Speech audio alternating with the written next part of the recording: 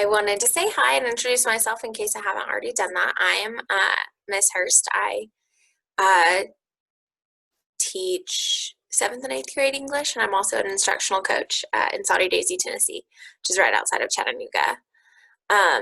Okay, so we're going to keep going with the Telltale Heart today. So we've read it, we've looked at the theme.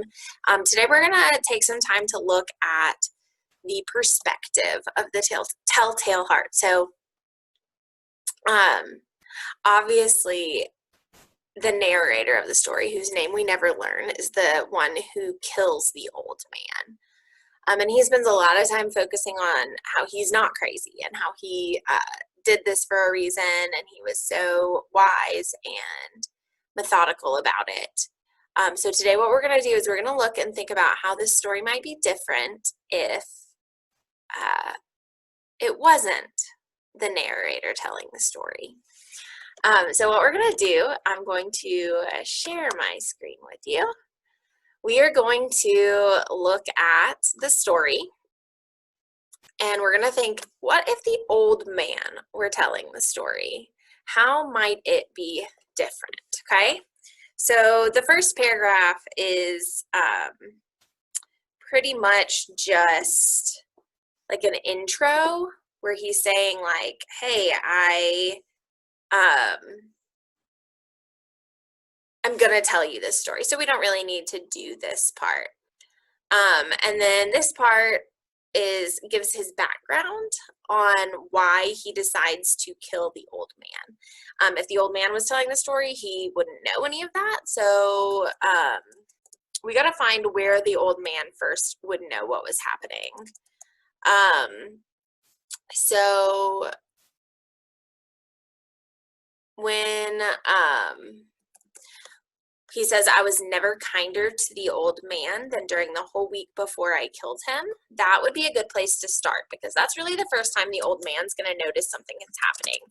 So I was never kinder to the old man than during the whole week before I killed him. So obviously, if the old man were telling the story, he wouldn't say I was kind, because he's not the one that's being kind. So he would say something like, he was so kind, unusually kind to me for a week's time.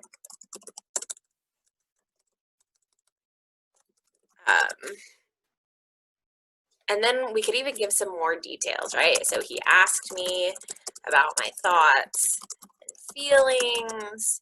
He served me with my favorite foods and drinks without being prompted. So just examples of how he was never kinder than in the week before he killed him.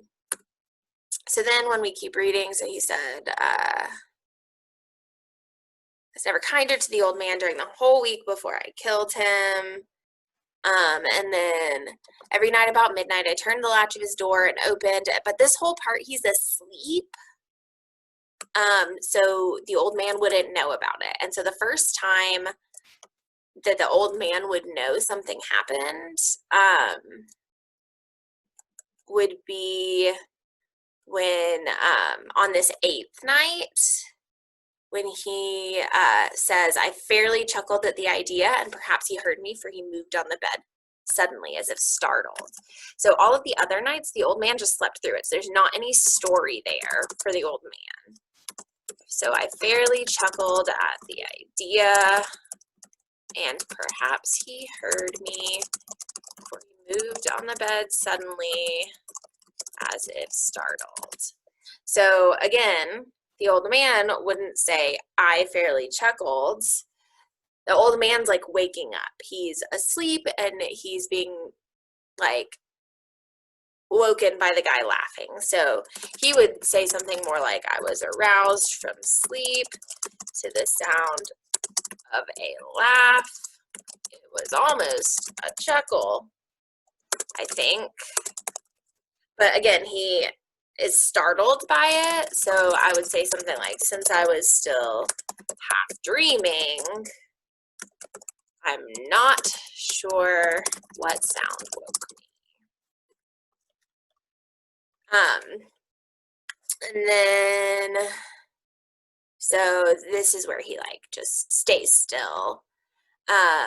But he doesn't, the narrator doesn't give up. And then he says, I had my head in and was about to open the lantern when my thumb slipped upon the tin fastening. So I'm going to say, I had my head in and was about to open the lantern when my thumb slipped upon the tin fastening. The old man sprang up in the bed, crying out, who's there?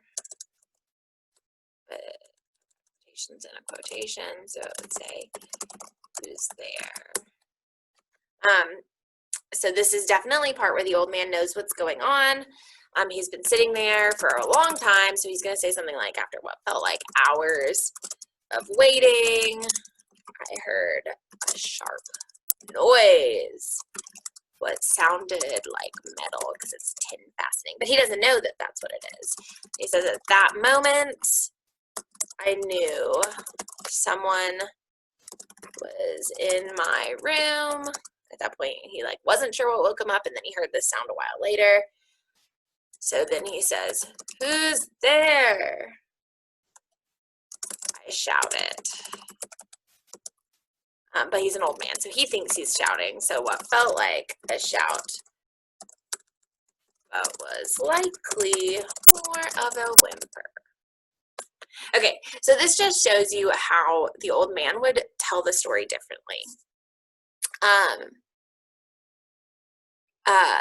And you would have to have some, like, you couldn't just go like, so if I were telling this story, I could say like, he was so kind, unusually kind, but then you couldn't just immediately go into I was aroused from sleep. So then you would have to say something like, then one night things changed, something like that. And then I could go into this, then could go into this, and then I would keep going through the story and keep looking at how the old man might tell the story differently. It's important when you're thinking about how the old man would tell the story to think about why Edgar Allan Poe chose to tell the story from the narrator's perspective instead of the old man's perspective, or you guys are going to rewrite it from one of the police officers' perspective. So I want us to think about, why would Edgar Allan Poe choose to write it from the narrator's perspective instead of one of the other perspectives?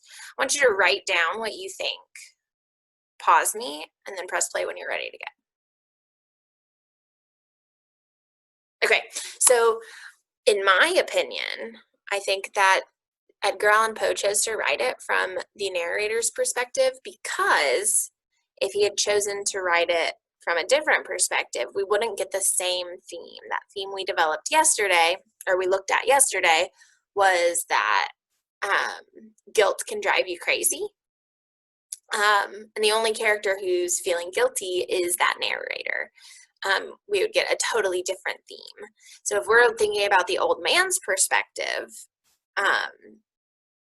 he might have learned, like, you can't trust anyone because this person that is being kind to him actually ends up killing him. So as you guys are writing from the police officer's perspective today, I want you to think about, what might the theme of your story be?